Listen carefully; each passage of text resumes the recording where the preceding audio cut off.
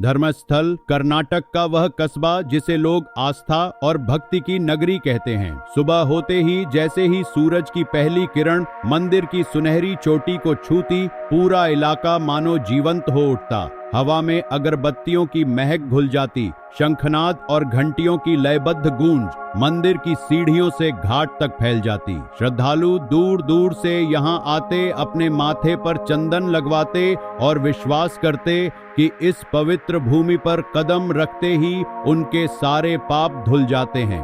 दोस्तों, आप सोच भी नहीं सकते कि आपके विश्वास के नीचे क्या दफन हो सकता है। जो सच सामने आने वाला है वो आपकी रूह हिला देगा। तभी कभी सबसे पवित्र जगह सबसे गहरे पाप छुपाती हैं। 1 दशक तक ये राज जमीन के नीचे सोता रहा। आज इसकी आग खुल गई है। जिसे आप आस्था कहते थे, शायद वो किसी और खेल का हिस्सा था। तस्वीरें देखकर पुलिस भी कई रातों तक सो नहीं पाई और तब कमरे में मौजूद हर इंसान की सांस थम गई। क्या आप यकीन करेंगे कि ये सब हमारे ही बीच हुआ? सवाल ये है कि इतने साल तक ये राज किसने दबा कर रखा? अगला सच और भी डरावना है। आगे की जानकारी से पहले मेरे चैनल को लाइक और सब्सक्राइब जरूर कर ले।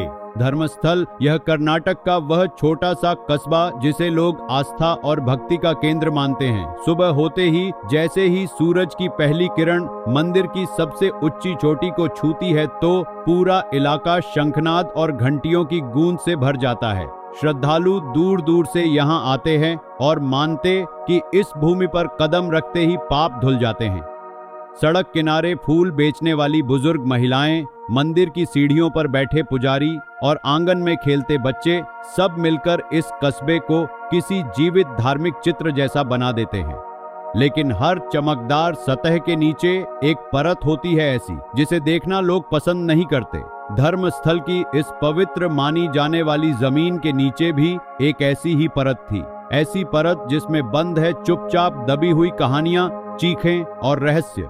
लोगों को अंदाजा भी नहीं था कि जिस मिट्टी से पैदा हुए वो फूल चढ़ाते हैं, उसी के नीचे ऐसी दास्तानें सो रही हैं जिन्हें सुनकर रूह कांप जाएगी। और वह दिन आने वाला था जब यह पर्दा फट जाएगा और सच की बदबू भक्ति की खुशबू को पीछे छोड़ देगी।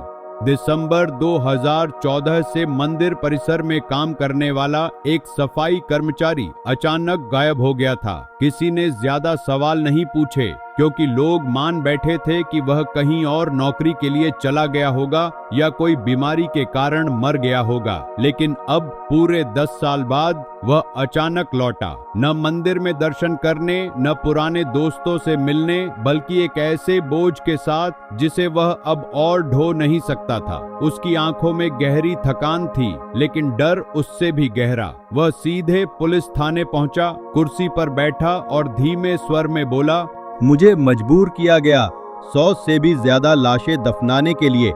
ज्यादातर महिलाएं और मासूम लड़कियां थीं। कुछ पलों के लिए कमरे में सन्नाटा सा छा गया। दीवार घड़ी की टिक टिक भी भारी लगने लगी। वहां पर मौजूद अफसरों की आंखों में हैरानी थी, लेकिन उस आदमी की आंखों में सिर्फ एक चीज थी, बीते हुए पापों का डर। उसके शब्दों ने वह दरवाजा खोल दिया था जो 1 दशक से बंद था और जिसके पीछे अंधेरा ही अंधेरा था। धीरे धीरे उसने और बातें खोलनी शुरू की। कुछ लाशों के गले पर गहरे नीले निशान थे, रस्सी या तार से गला घूटने के।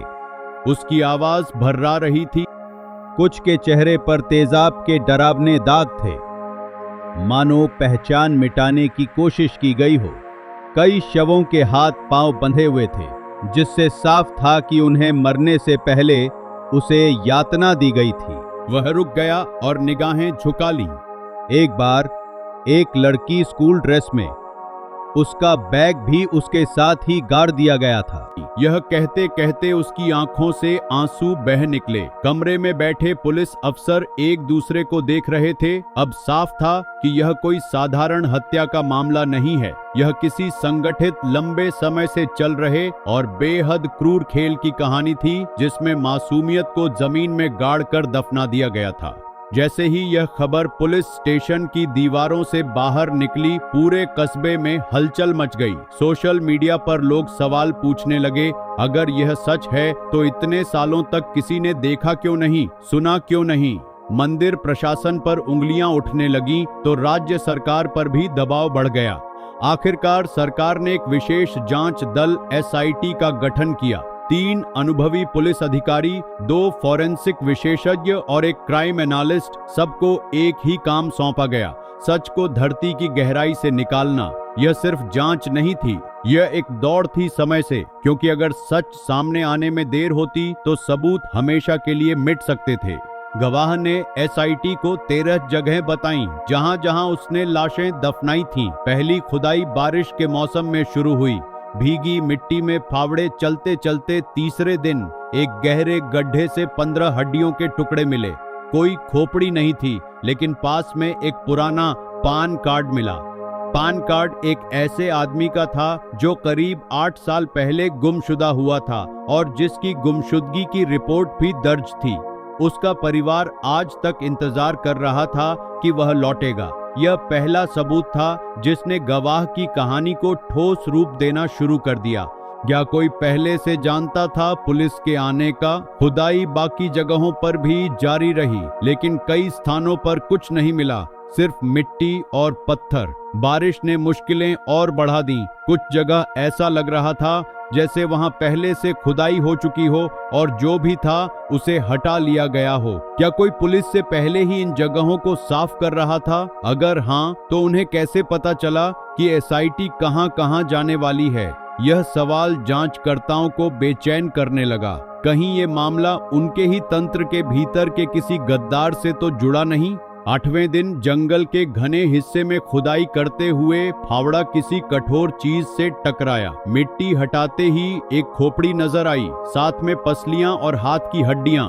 फॉरेंसिक जांच में सामने आया, पीड़ित का गला एक लाल साड़ी के कपड़े से दबाया गया था। कपड़े के रेशे अब भी हड्डियों में फंसे थे। यह कोई साधारण गला घोंटना नहीं था, यह किसी के लिए एक संदेश था। जांचकर्ताओं को लगा यह हत्या सिर्फ शरीर मिटाने के लिए नहीं, बल्कि डर फैलाने के लिए की गई थी।